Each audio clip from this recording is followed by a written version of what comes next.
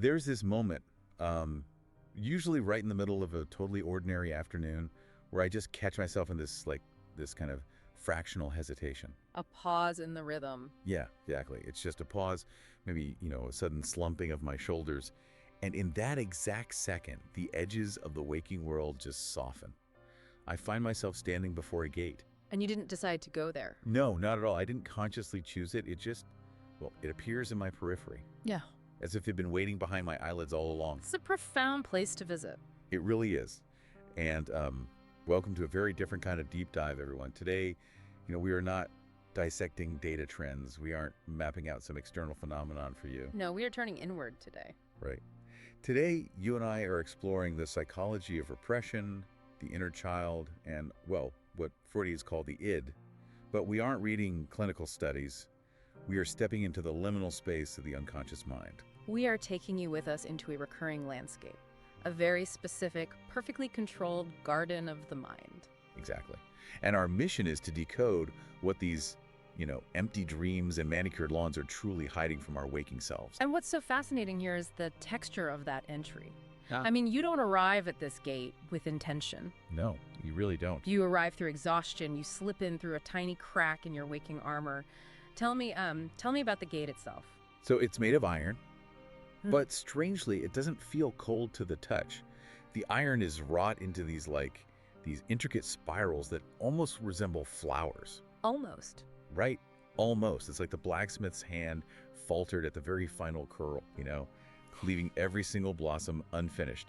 It's this frozen promise of petals that just never actually opened. That is such a striking image, the arrested development of a blossom. Yeah. And the weird thing is, I never actually remember pushing it open. One moment I'm outside, and the next I'm standing inside. And the first thing that hits me isn't like a scent or a temperature shift. It's the density. The air changes. Yes, the air thickens. It feels almost like walking through water in a dream. Well, it is a shift in the atmospheric pressure of the soul. I mean, the unconscious mind operates under entirely different physics. That makes so much sense, because every step I take requires this gentle, deliberate negotiation with gravity.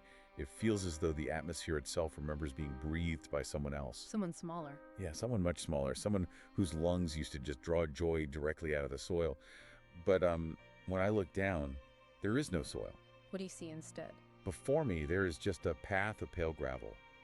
And I cannot overstate this. It is perfectly, obsessively raked. I mean, it makes my actual waking life OCD look completely lazy. Every stone in its place. Literally every single stone is aligned with this rigid geometric devotion. There is not a single stray pebble. No weeds pushing through the seams. It feels like order functioning is a form of forgetting. The meticulous erasure of chance. Wow, what you are describing is the architecture of the superego in its purest visual form. The superego. Okay, unpack that a little for us. Well, for anyone listening who might only vaguely remember their intro psychology classes, the superego isn't some mystical force. It is the internalization of society's rules. Right, like the rule book in our heads. Exactly. It is the thousands of corrections, expectations, and judgments we absorb from our parents, our teachers, our culture. It acts as an internal moral compass, but often an incredibly strict, unforgiving one. And it builds this garden. Yes. When you walk on this pale gravel in your mind, what does it sound like? That is the most unsettling part, actually. Nothing. My footsteps make absolutely no sound. The gravel just accepts my weight without protest, without any memory of me passing over it. Total silence. Total silence. And on either side of this path, there are these lawns. They stretch out in emerald plains, and they're so uniformly green they look painted on. Manicured to the millimeter, I assume? You guessed it. The grass is cropped to a single, precise height. Not one blade dares to exceed its neighbor. It is like a performance of vitality, but it is completely lacking a pulse. It is a portrait painted in negative space. This garden you are walking through, and the garden that everyone listening to this has built in their own minds, it is not a place of peace. Wait, really? It looks so peaceful, though. It looks orderly, yes. But the geometry you see, this oppressive perfection, it is an elegant prison built by love. Built by love. That sounds like a contradiction. Well, think about it. We construct these pristine mental lawns out of the thousands of small voices we hear growing up. The ones telling us exactly how we must behave in order to belong and be safe. Oh, I see. Okay, let's unpack this, because you can see the enforcement of that belonging everywhere in this place. The hedges, for example, are sculpted into sharp, perfect cubes. Sharp angles where nature clearly intended softness. Exactly. They feel like sentinels standing guard against any wildness that might try to take root. And as I follow the curved path, I come to a circle of empty space where a grand fountain should be. But it isn't flowing. No, it's just a dry stone basin. It is smooth from some ancient moisture, but now it's just filled with this fine gray dust. When I lean over, my reflection is fractured in that dust. If we connect this to the bigger picture of how the mind works, this is the folding of your desires. That dry fountain represents the exact psychological space where tears learn to be private. Wow. But why does it just dry up? I mean, how does a normal, messy human emotion turn into gray dust? Because the mind is deeply pragmatic about survival. If a child expresses wild, messy emotions, say like a loud, overwhelming, sobbing fit, and the caregiver responds with anger or shame, what happens? The kid learns not to do it anymore. Right. The child's nervous system registers that emotion as dangerous. It threatens their bond with their source of survival, so the mind literally builds a dry basin. It shuts off the water. Exactly. Yeah. It learns to manage the moisture of the body rather than celebrate or release it. The straight, silent paths are where your desires learn to line up quietly. God, that feels incredibly tragic. I keep walking past the dry fountain, and there's a single ancient tree. It has these generous spreading branches, and every single leaf is botanically correct. I mean, flawless. What barren? Totally barren. There are no blossoms. Yeah. No fruit. It feels like the architecture of survival. It reminds me of the idea that parents pave over a child's wild, chaotic garden with responsibility. And not out of malice, usually. Right, just to protect them from a world that fears messy joy. So, what does this all mean for us now? I mean, for you listening, think about your own daily routines. Yes, look at your adult lives. Are our adult passions just sterilized versions of childhood play? Is my obsession with, like, an immaculate kitchen or someone's perfectly balanced spreadsheet just a domesticated, disguised version of making mud pies? It absolutely is. The libido, the life force, it doesn't just vanish into thin air. It learns disguise. It puts on a suit and tie. Yes. It becomes the adult passion for order, for career achievements, for curating a flawless living room. But the unconscious mind doesn't actually destroy our primal energy. It merely displaces it. It hides it somewhere. It hides it in the periphery. Even in a perfectly controlled garden, a superego this rigid, there must be anomalies. What else do you see when you look past the tree? Well, on the far side of that barren tree, I find them. 2 wooden swings. But they are suspended by nothing. The chains have vanished entirely. Hanging in midair. Yeah, the wooden seats just hang motionless in the still air, waiting for a weight that will never come. But when I reach out and almost touch the worn wood, I don't just see the swings. I feel them in my bones. You feel the motion. I feel the arc of flight. I feel the gasp of air rushing past my ears, the pure physics of joy before it ever acquired a name or a rule. That is the memory of the body. You know, the mind might forget or actively repress the details, but the nervous system remembers the dizziness, the gravity, the sheer scale of the sky. And feeling that memory, it propels me forward. The path narrows, and suddenly I am standing at the edge of a thicket. Now, this shouldn't exist in this manicured place. A disruption in the order. A huge disruption. It is a wild, uninvited tangle of branches and shadows, and from deep inside it, I hear a ghost frequency. It is high, completely unself-conscious laughter. The best kind of laughter. You know the kind, right? The kind that starts deep in the belly and just erupts without asking for permission. The Eid is calling you off the gravel path. So I step into the thicket, and the light instantly changes. It becomes dappled, liquid, falling through the leaves in these shifting coins of gold. And the ground changes too. No more gravel. No more gravel. It is soil. Dark, rich, damp soil. I sink into it with every single step. And there, half buried in the dark earth, I see a single glass marble. A treasure. It is swirled with colors that catch the fractured light. Blue bleeding into green, bleeding into gold. It is like a tiny cosmos captured in crystal. This brings us to what Freudians might term polymorphous perversity. Okay, hold on, pause.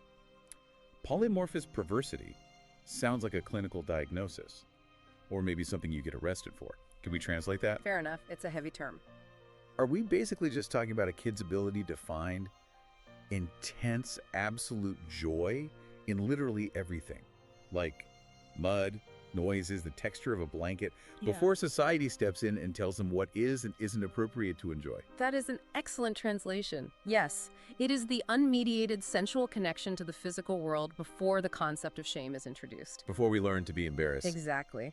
That marble you found is the energy of eros. And again, not just in a romantic or sexual sense, but the fundamental life force that says a wholehearted yes to existence. I love that. A wholehearted yes. It is the energy that loves sun-warm skin, getting dirt under your fingernails, the taste of stolen berries. The child wasn't wrong to want those things. Those desires were just premature for the strictures of the adult world. Right, and here's where it gets really interesting.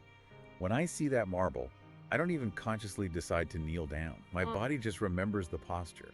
It's an instinct. It is this sacred geometry of approach. I kneel in the dirt, and my fingers close around the marble. It is cool and smooth, and instantly I feel the grit of sand beneath bare knees, the intense concentration of arranging arbitrary treasures in a shallow hole. A ritual of play. A ritual whose meaning was only ever felt, never questioned. You are reconnecting with the unedited self. But holding that marble, feeling that surge of unfiltered life, it makes the emptiness of the rest of the garden feel so much heavier.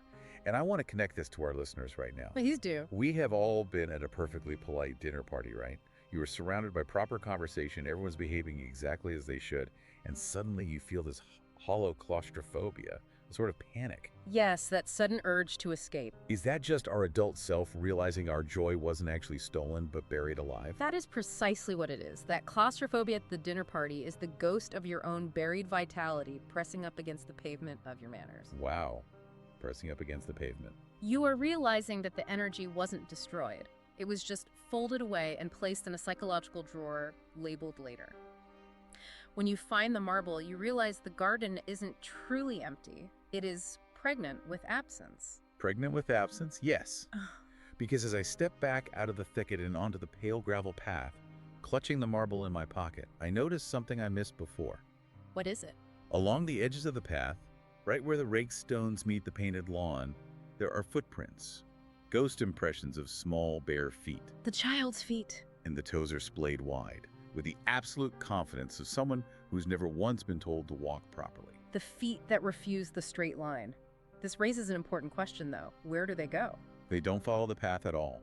They cut diagonally across it, veering toward the dry fountain, toward the empty swings. Every single impression is a tiny rebellion against the geometry. A physical question mark pressed into the earth. Exactly. I follow them with my eyes, and they lead to a low stone wall at the garden's edge. And they just stop. As if the child touched the cool stone and then turned back. Or maybe stepped over. Or stepped over, yeah. Into a territory this garden refuses to acknowledge. And how does that realization feel in your body, looking at the wall where the uninhibited child was stopped by the boundary? It feels like a hollow in my chest. Yeah. But it is really important to clarify this to anyone listening. It is not grief. It doesn't feel like loss. What does it feel like then? It feels like capacity. It is the space where color used to be. And looking at that wall, I suddenly understand how the garden was built. The first prohibitions we face in life, they rarely arrive as spoken commands like stop or don't. How do they arrive? They arrive as temperature changes. Explain what you mean by temperature changes. It is the sudden coolness of a parent's hand withdrawing when you're being too boisterous. The moment a lap you used to climb on suddenly becomes stiff and off limits because you're, getting too old for that. The subtle rejections. The shift in a voice that used to sing nonsense syllables with you, suddenly measuring its words for correctness. This is the slow armoring of the self. Think of the human psyche like a sea anemone. We don't usually retract and close ourselves off because of one massive defining trauma. We don't. No, we retract from the accumulation of small withdrawals. Imagine a child running into a room, covered in mud, laughing loudly, utterly full of life. If the exhausted parent just sighs, rubs their temples, and turns slightly away, well, a child registers that space where warmth used to be. That is heartbreaking. It is, and because the child relies on that parent for survival, that withdrawal feels like an existential threat. So they learn to fold their messy joy carefully away, like a letter containing words too dangerous to speak aloud. The space where warmth used to be. That perfectly describes the dry fountain. So the empty spaces in this garden aren't voids, they are monuments to deferred pleasures. Memory in the unconscious is present continuous. It isn't in the past. It is a living current that flows beneath the surfaces of your perfectly ordered spreadsheets and polite dinner parties. Just waiting. Yes, just waiting for a crack in the pavement. The garden is always waiting. But wait, I struggle with this next part. Because as I stand there, Feeling the hollow in my chest and recognizing this perfectly raked garden is basically a prison built out of my own repressed joy, my instinct is to tear it down. To rebel against it. Completely. I want to rip up the lawns, smash the dry fountain, and replant chaotic wildflowers everywhere. If I know it's a prison, why wouldn't I bulldoze it? I understand the impulse, but tearing it down would just be a different kind of prison. It would be pure nostalgia, mistaking sentiment for truth. What do you mean? Childhood wasn't a paradise of constant joy. It was a state of intense vulnerability. It was just the state before the great compromise of adulthood. The structures you built, the discipline, the order, the ability to read a room. They kept you safe. They allowed you to survive and function in the world. So I'm just supposed to leave it? That feels like a cop-out. Yeah.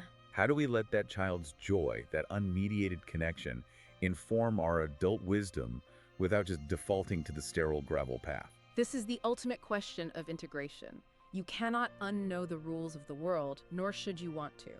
The adult mind provides necessary translation for the contemporary world, while the body remembers its ancient languages. How does your dream navigate this? What happens next on the path? Well, I realize I can't just passively observe the emptiness anymore, Mm-hmm. but I also can't destroy it. I have to actively integrate it. So I kneel down right there on the path, and I press my bare palm into the dark soil beneath the gravel. Making contact. And when I do, I smell the ghost of every flower that ever grew there. It is not just individual sense. It hits me as a cord of belonging. You are making contact with the foundation. I rise, and I deliberately leave the dark soil on my knees and under my fingernails. I carry it with me as a sacrament. I walk further down the path, where the light is shifting, gold bleeding into amber, that liminal hour that belongs to neither day nor night. Dusk. And ahead, there is a second gate. It is similar to the first one, but it is not identical. This ironwork bears the faintest trace of verdigris. Verdigris. The green patina that forms on copper and brass over time. Yes, it symbolizes time passing, elements interacting. It is beauty emerging, not despite decay, but through it. And I don't push the gate open immediately, I just hover near the iron. I feel the temperature of the transition. Waiting at the threshold. And in that hovering, I feel a resonance traveling up from the earth, through the roots of the garden, up through the iron gate, right into my palm. It is the frequency at which seeds dream beneath winter soil. If we connect this to the bigger picture, what you are describing is the profound work of integration. The task you are performing at the second gate is witnessing. Witnessing, yeah. I guess I resisted that word earlier. But witnessing is not passive. You are looking at the garden and saying, I see the perfection of your compromise. I see how you kept me safe. You are recognizing that winter is not the absence of life. It is life in a different form. It is patient waiting. Exactly. When the missing colors return to you, they will not return naive and wild the way a child experiences them. They will return wise and free. That reframing actually makes so much sense, because when I look back at the garden one last time from the second gate, it is completely shifted. The empty swings aren't tragic anymore. They hold the shape of flight. The dry fountain holds the memory of flow. Yes. The flowerless beds hold the potential of bloom. The garden isn't a rigid prison anymore. It feels like an open question that just needs to be lived. Because you have remembered how to perceive absence not as a void, but as a form. You have learned the garden's true language. And that brings us out of the dream state and back to you listening to this right now. What we have been unpacking here today is the profound realization that our inner barrenness, our incredibly rigid adult rules, our perfectly curated lives, they are actually built upon a pulsing, breathing foundation of buried joy. You are walking through your own portrait in negative space every single day. The sudden impulse to touch a loved one's hand out of simple warmth. The unexpected softening of your shoulders while washing dishes. The urge to step off the sidewalk and onto the grass. Miniature revolution. Yes. The unconscious mind is reclaiming its territory, gently. You are carrying your own glass marble in your pocket. You have the soil of your own wildness on your skin, even if you can't see it. That hollow claustrophobia you feel in your chest during a meeting or a stiff dinner party. It isn't an emptiness you need to fear or immediately fill with scrolling on your phone or other distractions. It is a vessel. It is a vessel, and it is ready to hold what comes next. The pulse never left your garden. It only learned to beat more quietly so that you could survive. So as you stand before your own second gate today, feeling the resonance of time and transition, we want to leave you with this to mull over. When you finally step through, and your internal winter begins to thaw. What is the first small, unbroken, entirely unapproved thing that will dare to bloom in your own raked gravel?